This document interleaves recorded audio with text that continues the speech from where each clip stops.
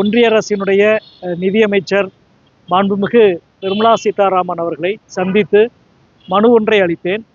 சமீபத்தில் ரிசர்வ் வங்கி நகைக்கடன் சம்பந்தமாக புதிய விதிமுறைகளை அறிவித்திருக்கிறது. அது சம்பந்தமாக நாட்டு மக்களிடம், குறிப்பாக தென்னிந்தியாவில் ஒரு கடுமையான ஒரு பிரச்சனையை அது எழுப்பியிருக்கிறது.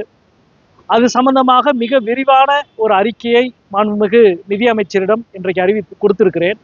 முதலாவதாக ரிசர்வ் வங்கி இப்படி ஒரு அறிவிப்பை செய்து, அந்த அறிவிப்பினுடைய முதல் பாரா என்பது இது கருத்து கேட்பு என்பதை போல சொல்லிவிட்டு, ஆனால் உடனடியாக இது நடைமுறைக்கு வருகிறது, அமுலுக்கு வருகிறது என்று சொல்லியிருக்கிறது. அதுவே ஒரு பெரிய முரணான விஷயமாக இருக்கிறது. இதில் அடிப்படையில் நாம் பார்க்க வேண்டியது என்னவென்றால், ஏழை எளிய நடுத்தர மக்கள் கடன் பெறுவதற்கான கடைசி புகலிடமாக இருப்பதுதான் நகைக்கடன். ஏனென்றால் நகை என்பது, குறிப்பாக தங்கம் என்பது மிகவும் உணர்வு பூர்வமானதாக, நிறைய சென்டிமெண்ட் வேல்யூவோடு இருக்கிற ஒரு விஷயம். வட இந்தியாவில் அதிகமாக நகைக்கடன் என்பது இருக்காது. தென்னிந்தியாவில் மிக அதிகமாக நகைக்கடன் இருக்கும் என்பது வங்கியல் சார்ந்த பலருக்கு தெரியும். அப்படி நகையை வேறு வழியே இல்லாமல் இறுதியாகத்தான் நகையை வைத்து கடன் பெறுகிறார்கள். ஆனால் ரிசர்வ் வங்கி இப்பொழுது அறிவித்திருக்கிற விதிமுறைகள் மிக கடுமையானதாக இருக்கிறது. குறிப்பாக சொல்லுவதாக இருந்தால், முதலாவதாக நகையை கடன் வைப்பதற்கு அந்த நகையினுடைய மூல ஆவணங்கள், மூல ரசீது என்பது தாக்கல் செய்யப்பட வேண்டும் என்று சொல்லுகிறது. குறிப்பாக நமக்கு தெரியும், நகை 10 வருஷம் 20 வருஷம் 30 வருஷமா வீட்டில் இருக்கும். 2 தலைமுறை 3 தலைமுறையாக இருக்கும். 2 தலைமுறை 3 தலைமுறையாக இருக்கிற நகைக்கு ரசீதுக்கு எங்கே போகிறது மக்கள்? 10 வருஷம் 20 வருஷம் முன்னாடி வாங்கின நகைக்கு மக்கள் ரசீதுக்கு எங்கே வாங்குறது?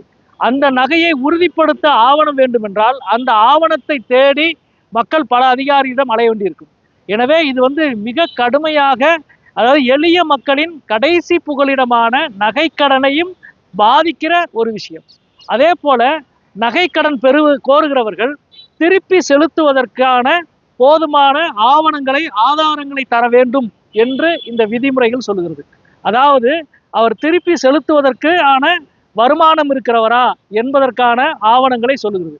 நிச்சயமாக நகைக்கடன் வைக்கிற பெரும்பாலானவர்கள் அத்தக்கூலிகளாக, தினக்கூலிகளாக, மாத சம்பளம் இல்லாதவர்களாகத்தான் இருப்பார்கள். அவர்கள் ஆவணங்களை, முறையாக வருமானம் வருகிறது என்ற ஆவணங்களை எங்கிருந்து சமர்ப்பிப்பார்கள்? இதுவெல்லாம் அடிப்படையில் என்ன நோக்கத்தோடு இருக்கிறது என்றால், பொதுத்துறை வங்கிகள் அல்லது கிராமப்புற வங்கிகள் அல்லது கூட்டுறவு வங்கிகளிடம் இருக்கிற மக்களை வலுக்கட்டாயமாக தனியார் வங்கிகளை நோக்கி, லேவாதேவிக்காரர்களை நோக்கி, கந்துவெட்டிக்காரர்களை நோக்கி தள்ளுகிற விஷயம்.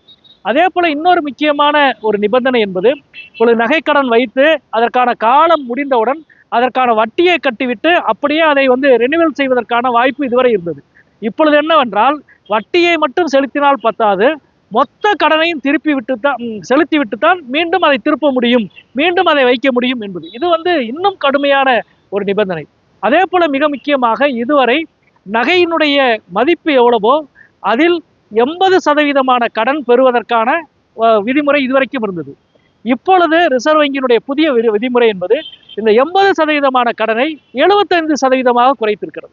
இதுவெல்லாம் யாருக்காக செய்யப்படுகிறது என்ற ஒரு பெரிய கேள்வி இருக்கிறது. அதே போல நகைக்கடனை திருப்புகிறவர்கள் முழு தொகையை திருப்பின பிறகு உடனடியாக அந்த நகையை கொடுத்து விட வேண்டும். இதுதான் இதுவரை இருக்கிற நடைமுறை. ஏனென்றால் எந்த வங்கி கிளை நகையை கடனாக பெறுகிறதோ அந்த வங்கியின் கிளை அந்த வங்கியில் இருக்கிற பெட்டகத்தில் தான் இருப்பாக வைத்திருக்கும். ஆனால் இப்போ புதிய விதிமுறை என்ன சொல்லுதுன்னா, அவர் கட்டணத்தை கட்டின பிறகு 7 நாட்களுக்குள் திருப்பி கொடுத்தா போதும் என்று சொல்கிறது. 7 நாள் எதற்கு வங்கிக்கு தேவைப்படுகிறது என்ற கேள்வி இருக்கிறது. நண்பர்களே, ஒட்டுமொத்தமாக இதுவெல்லாம் எளிய நடுத்தர மக்களை பாதிக்கிற, மிக மிக கடுமையாக பாதிக்கிற சரத்துக்களை கொண்டது. எனவே தான் இன்றைக்கு மாண்புமிகு நிதியமைச்சர் அவரிடம் இது சம்பந்தமாக அளித்து மிக விரிவாக ஏறக்குறைய ஒரு 20 நிமிடம் அளவுக்கு அவரோடு பேசியிருக்கிறோம். அவரும் இவை எல்லாவற்றையும் கேட்டுவிட்டு, குறிப்பாக ஒரு 3-4 கோரிக்கை சம்பந்தமாக மிக கவனத்தோடு கேட்டு, இது சம்பந்தமாக நான் ரிசர்வ் வங்கி அதிகாரியோடும் பேசி உரிய நடவடிக்கை எடுக்கிறேன் என்று தெரிவித்திருக்கிறார். நிச்சயம் அவர் உரிய நடவடிக்கை எடுப்பார் என்று நாங்கள் நம்புகிறோம்.